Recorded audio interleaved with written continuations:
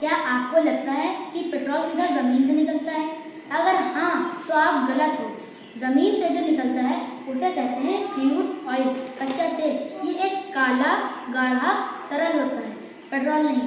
इस कच्चे तेल को एक बड़ी फैक्ट्री में भेजा जाता है जिसे रिफाइनरी कहते हैं।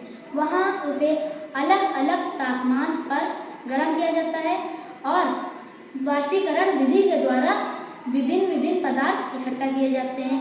इस विधि को कहते हैं आसवन विधि।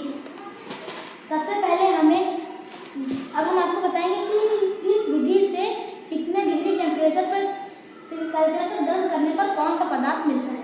सबसे पहले जब हम कच्चे तेल को 20 डिग्री सेल्सियस पर गर्म करेंगे तो हमें एलपीजी मिलेगी।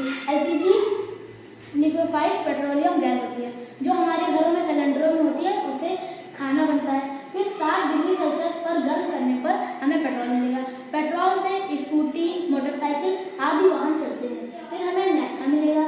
नैफ्था एक रसायन होता है, इसे कई तरह के केमिकल बनते हैं। फिर हमें 200 डिग्री सेल्सियस पर गर्म करने पर पैराफिन मिलेगा। फिर 250 डिग्री सेल्सियस पर गर्म करने पर हमें डीजल मिलेगा। डीजल भारी वाहनों को चलाने के लिए होता है, जैसे जेसीबी, क्रेन आदि हो गया। फिर 350 डिग्री पे हमें मिलेगा लुब्रिकेटिंग ऑयल। ये एक तरह का, इसे आप ग्रीस भी कह सकते हो या मोबिल भी कह सकते हो। ये एक तरह का ऐसा ऑयल होता है जिससे वाहनों के कार पुर्जों में जल लगने से बचाने के लिए उपयोग किया जाता है। फिर हमें 350 डिग्री सेल्सियस पर मिलेगा ब्यूटरमेन। इसे हम डांगा भी कह सकते हैं। ये सड़क बनने में उपयोग होते हैं।